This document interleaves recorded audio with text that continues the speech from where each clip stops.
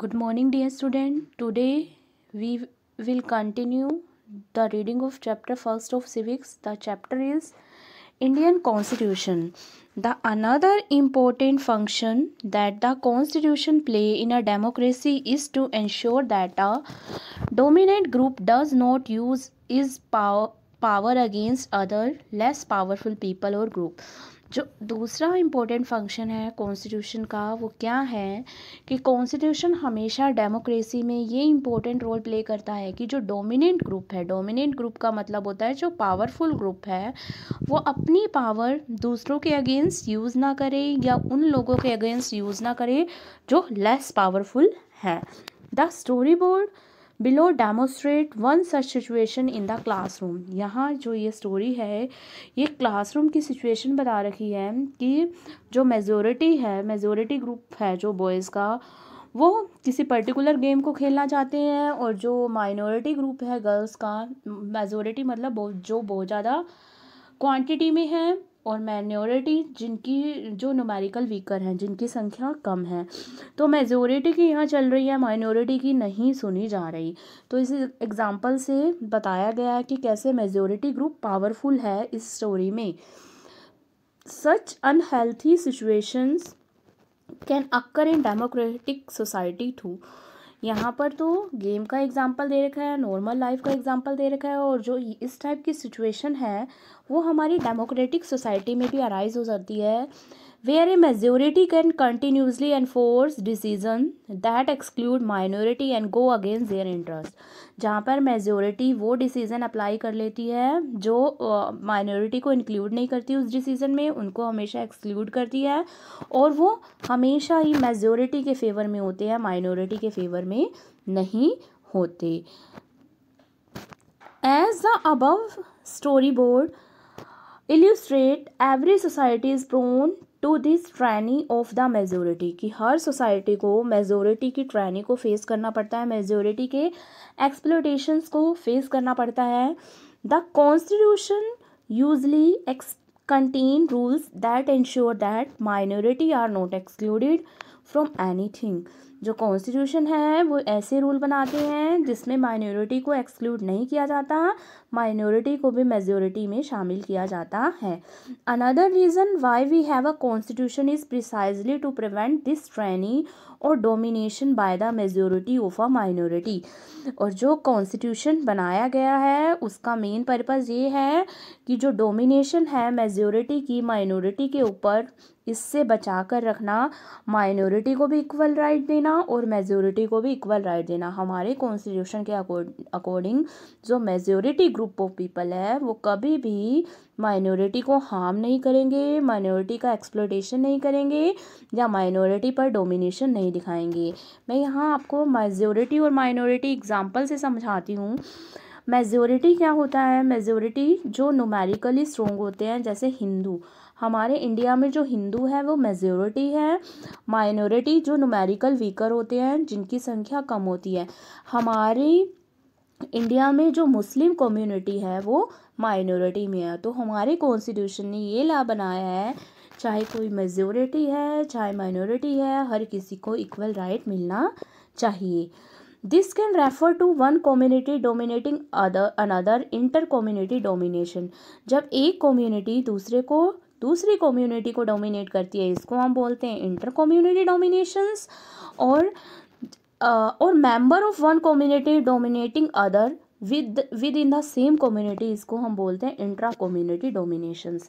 ये one community है, ये सेकंड कम्युनिटी है. जब ये कम्युनिटी दूसरे को डोमिनेट करती है तो इस टर्म को हम बोलते हैं इंटर कम्युनिटी डोमिनेशंस. और जब यही कम्युनिटी के मेंबर एक दूसरे को डोमिनेट करने की कोशिश करते हैं, दिस इज़ वन कम्युनिटी, और इस कम्युनिटी के मेंबर एक दूसरे को डोमिनेट करने की कोशिश करते हैं, तो इसको हम बोलते हैं intra community dominations. I hope this is clear to you. The third significant reason why we need a constitution to save us from ourselves. Third reason बता रखा है कि हमें कॉन्स्टिट्यूशन की ज़रूरत क्यों पड़ती है.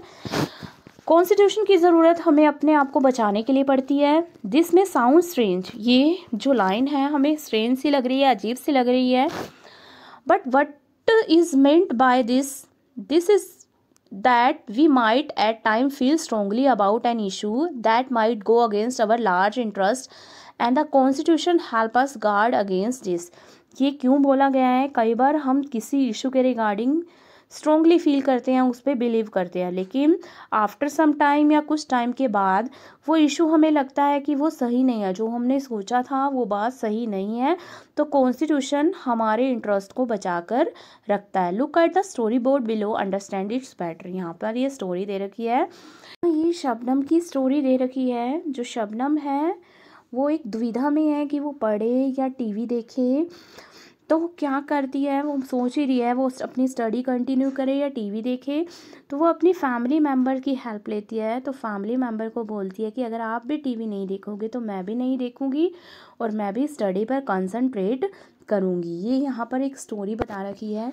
Similarly the constitutions help to protect us against certain decision what might take that could have adverse effect on a larger principle that the country believe in। जो इसी तरह ही जो सिमिलर कॉन्स्टिट्यूशन है वो हमें प्रोटेक्ट करता है, वो हमें बचाता है अगेंस्ट सर्टेन डिसीज़न, किसी सर्टेन डिसीज़न के अगेंस्ट जो हमने डिसीज़न ले लिया, मे बी वो सही नहीं है, और कॉन्स्टिट्यूशन हमें बताता है, हमें प्रोटेक्ट करता है उस डिसीज़न के अगेंस्ट कि आपका जो डिसीज़न है वो रॉन्ग है।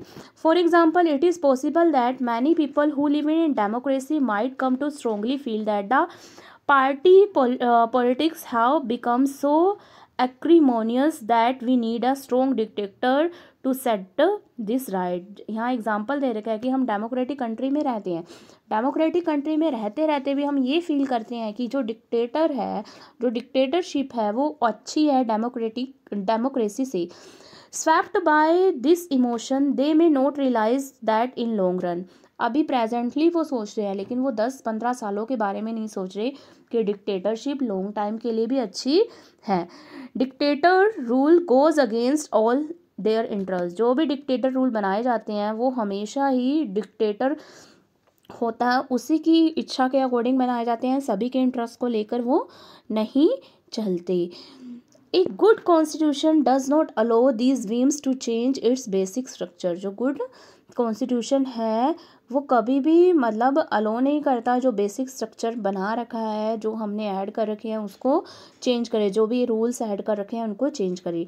It does not allow for easy overthrow of provision that guarantee right of citizen and protect their freedom. और जो गुड कॉन्स्टिट्यूशन है वो कभी भी अलो नहीं करता कि जो भी प्रोविज़न उस कॉन्स्टिट्यूशन में बना रखे हैं, like right to equality, freedom of each individual in our country या फॉर ईच सिटीज़न, इसको कभी भी हमें, हमारा जो कॉन्स्टिट्यूशन है वो कभी भी हमें अलाउ नहीं करता कि हम इनको ओवरथ्रो कर दें या इनको इग्नोर करें।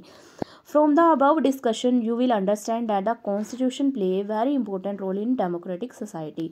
और इन जो डिस्कशन की है इससे हमें पता चल गया कि जो कॉन्स्टिट्यूशन है वो इम्पोर्टेंट रोल प्ले करता है हमारी डेमोक्रेसी में।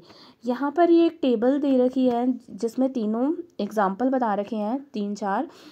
इसमें ये बता रखा है कि कौन कौन सी सिचुएशन हमने पढ़ी है। हमने नेपाल के बारे में पढ़ा, नेपाल के लोगों ने क्या किया था, दोबारा से नया कॉन्स्टिट्यूशन राइट किया था। वहाँ पर मोनार्की सिस्टम था, जैसे ही मोनार्की सिस्टम ख़त्म हुआ तो वहाँ पर लोगों ने फिर से कॉन्स्टिट्यूशन दोबारा से राइट किया था। तो उन्होंने कौन से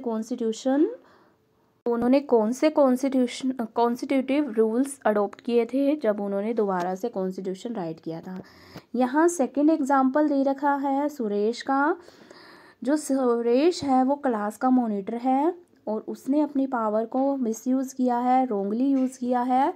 तो इसके रिगार्डिंग हमारा कॉन्स्टिट्यूशन क्या प्रोवाइड करता है, इसके रिगार्डिंग हमारा कॉन्स्टिट्यूशन बोलता है, क्या रूल बनाता है कि कभी भी अपनी पावर का मिसयूज़ नहीं करना चाहिए। जो कॉन्स्टिट्यूशन रूल है, जो कॉन्स्टिट्यूटिव रूल है वो हमेशा ये बताते हैं कि डोंट मिसयूज़ देयर पावर, कि अपनी पावर है, जो भी लीडर है, जो भी रिप्रेजेंटेटिव है, वो कभी भी अपनी पावर का मिसयूज़ नहीं करेंगे।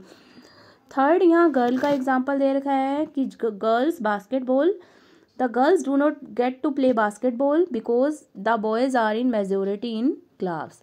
ठीक है, वो बास्केटबॉल नहीं खेल पा रही थी क्योंकि जो बॉयज़ है वो क्रिकेट खेलना चाहते थे।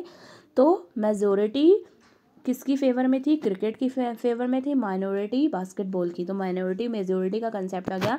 लेकिन हमारे कॉन्स्टिट्यूशन ने क्या रूल बनाया है कि मेजोरिटी और माइनॉरिटी को दोनों को ही इक्वल मानकर चलना है, ना मेजोरिटी को अपनी डोमिनेशन दिखानी है माइनॉरिटी के ऊपर। और यहाँ शबनम का एग्जाम्पल दे रखा है, Shabnam decide to revise her chapter instead of watching TV. और इसमें हमारे कॉन्स्टिट्यूशन का क्या रूल रिलेट कर रहा है कि जो हमारा कॉन्स्टिट्यूशन है वो कई बार हमें सेव करता है हमसे ही। कई बार हम गलत डिसीज़न ले लेते हैं तो हमारा कॉन्स्टिट्यूशन हमारी गलत डिसीज़न को इम्प्रूव करने की कोशिश करता है, हमें नॉलेज प्रोवाइड करता है।